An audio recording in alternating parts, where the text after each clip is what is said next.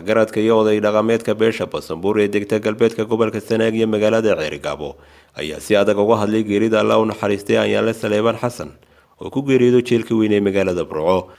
marxuum Ayaanle Saleebaan oo kamid ah maxaabiista ku xidhan jeelka weyn ee magaalada Burco ayay odayaashu sheegeen inuu maxkamad la'aan ku xidhnaa.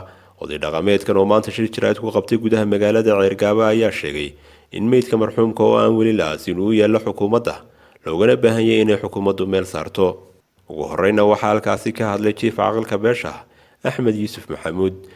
waa laga hadlayaa cidii ay qusaysaa baana la hadlayaa. waxa la hadlayaa dawladda Soomaaliland. waxaanu ka hadlaynaa marxuumka yaala meydkiisu yaala Burco oo Ayaanle Saleebaan Xasan oo muddo dheer halka aadan meydkiisu yaalo muddo dheer jeelka ku xidhnaa inta maxkamad lama keenin. haddii sharci dunida jiro ama waa lagu heli lahaa ama waa lagu waayi lahaa lama keenin. dulmiga meesha ka jira iyo geerida ka dhacday waxaan u tirinaynaa dawladda Soomaaliland iyadoo aan haysan ciidamada Soomaaliland mar allaale marka horena howlgal baa loo diray marka ay wax sameeyaan wax laga dhigaa iyana waa mid labaad oo geeri labaad oo Soomaaliland haysato oo reer noqda.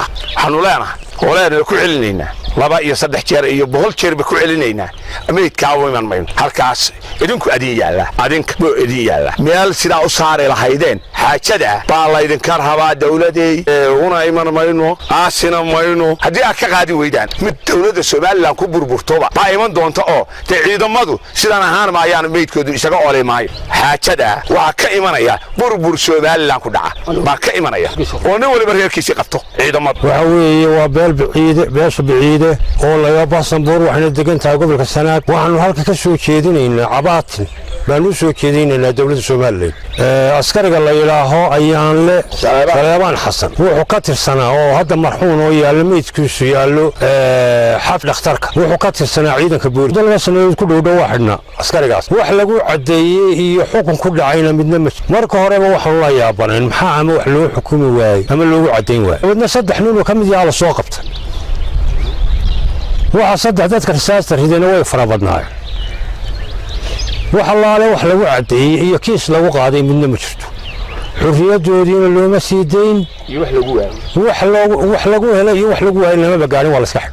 askari buu ahaa qaran oo booliska Soomaaliland ka tirsan annaga nooma yaalo wuxuu u yaalaa dawladda Soomaaliland baa meydkiisu yaal. xuquuqdiisii iyo wixii waa doonaynaa waxaan ka doonaynaa dawladda Soomaaliland. arrinta sidaa u dhacday markii dambe keentay inankaas halka ku dhinto kuwii kalena ku daba jiraan waxa ka mas'uula dawladda marka hore. taliyaha ciidanka bireyska hawlgalka nimanka u diray markii la yiri damigaas ay galeen halka ugu soo dhaqaaqi waayay wal horta ka mas'uula wasiirka cadaaladda oo dadka halka iskaga xiran aan cid allaaliyo cid soo dhaqaaqday haday cadaalad tahay iyo hadii kii mas'uulka ka ahaa aan midna ugu soo dhaqaaqin. dhinaca kale waxgaradkan ayaa beeniyay hadal ay warbaahinta hore u mariyeen taliyaha jeelka marxuumku geeriyooday oo sheegay inaanu marxuumku dayac u dhiman.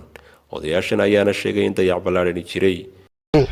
macaankii xalayta waxaan arkayay niman taliyaala oo ka hadlaya arrintaas ninkii jeelka haystay iyo ninkii adigu laba nin oo saraakiila oo ka hadlayay baan arkayay oo lahaa umuu dhiman dayac iyo anagu xilkayga waa gudan. waxaan u sheegayaa inaanay xilkoodii gudan. 8 subaxnimo geeyay ninkii labadii habeenimo la abaaray ee macaanku ku kacday. macaankana qof walba aqli leh uu yaqaan waqtiga wax lagaga qabto. ma taasan dayacaad ahayn. dayacaadii ugu weyneyd buu ku sameeyay qolada ay jeesh ku samaysay marxuumka. marka horena waxa ku sameeyay dayacaad weyn jananka ciidanka Blaiska iyo ciidamadii uu ka tirsanaa taliyihii qaybta iyo cidii soo qabatay ee halkan ku soo xidhay ciidankii uu ka tirsanaa mas'uuliyiintoodii. anigu waxaan ahay heerdiisi waxaanu ka hadlaynaa cadaalad darro ka dhacday meesha marka hore oo maxkamad aan la keenin. arrinka ninka halka yaala odayaashu say u sheegeen waxaanu ka rabnaa dawladda